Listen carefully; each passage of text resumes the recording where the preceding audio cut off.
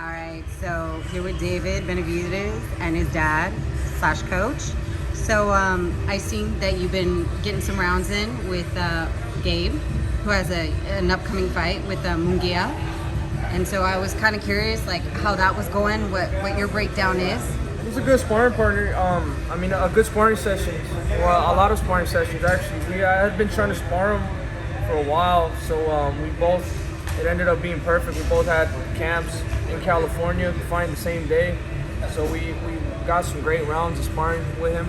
We got a couple sessions in, and so it was great. It was great. You know, I learned from him, he learned from me, and it was just a good sparring session overall. So this was your first time sparring with him? You know, I had sparred him when I was 15 years old, but I only sparred him once. Yeah, so that's what I'm saying. That's why I was trying to spar him again. Yeah, because I sparred him. He went to Phoenix, Arizona, and I was like 15, 16, somewhere like that. Oh, wow. Yeah. I can only imagine from his standpoint, like the difference too, because as you're saying, you know, like you're growing more and more into you're a man. Yeah. In comparison to a boy, 15, that's crazy. Yeah. Now, what is your breakdown of Gabe and Munguia? It's gonna be a good fight. I feel like there's a lot of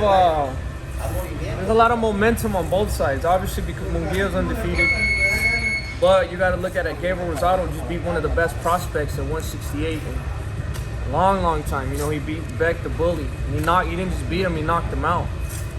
But the fight is going down to 160. It's going to be at 160. So it's going to be a good fight. You know, I just knowing Gabe, you know, personally and sparring with him, seeing his power and everything he does firsthand, I feel like he has a really great opportunity to beat Munguia. But at the end of the day, it's up to those men. You know, I think Munguia's a great fighter too. He's a great pressure fighter, but I feel like Gabe might pull out the upset. He might pull out the upset, but it's going to be a good fight. I don't think it's going to be easy for him, but it's going to be a great fight. But I'm leaning a little bit towards Gabe on this one. Got you. You know what I kind of like in retrospect to Gabe is he still has a really big fan base. Yeah. You know what I mean? Because obviously we all know it's like a crazy stigma in boxing opposed to like the UFC. Like if you take a L, it's like people don't fuck with you anymore. You know, the reason I like him is because he's an exciting fighter. He comes to fight. He's always lately he hasn't been bloody, but all these other past fights, man, he comes and he fights. So that's why I think he's a very friendly fighter. That's why I like him. Yeah.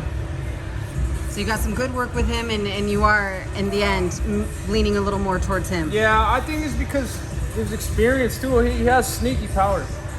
He'll let you hit him, and then I think a lot of people get like exactly what happened to Beck. He thought, oh, I'm going to get this guy out of here, and then Gabe will land just one big shot. You know, he throws everything into all his shots, so I think he has that going for him. When Munguia gets hit, you know, his defense is not all that, but like I said, it's going to be a hard fight, but these are the exciting fights that people need to see, you know.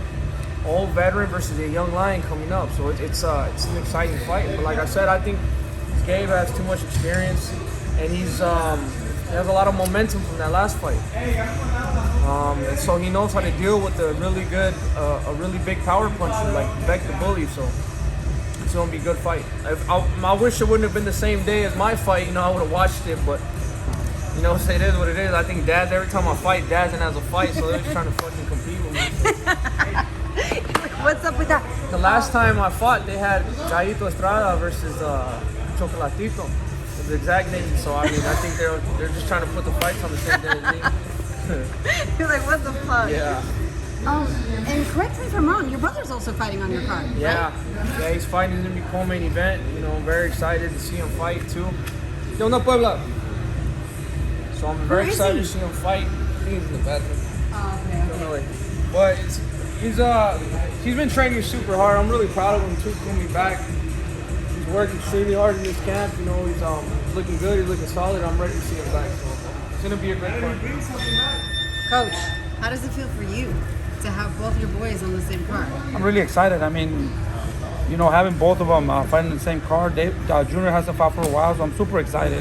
And you know, now I think it completes my story in Arizona. Coming back, we got out of Arizona with nothing. You know, I didn't even know how to stand. I didn't even know nothing about boxing. And to me, it's just a motivation in order for other kids to be motivated, and trainers actually, you know, that you don't have to know about boxing. Once you put your heart into it and dedicate yourself and you're willing to sacrifice and learn, you can definitely do it. Like I said, I didn't know nothing, and now going back to Arizona, with what we have done, we haven't done much, but in my opinion, I've done a lot. And for me, just for me to stay satisfied. Now it's their time to do whatever they want. They're world champions. They became world champions, so I'm blessed. I'm paid. So everything that comes is extra.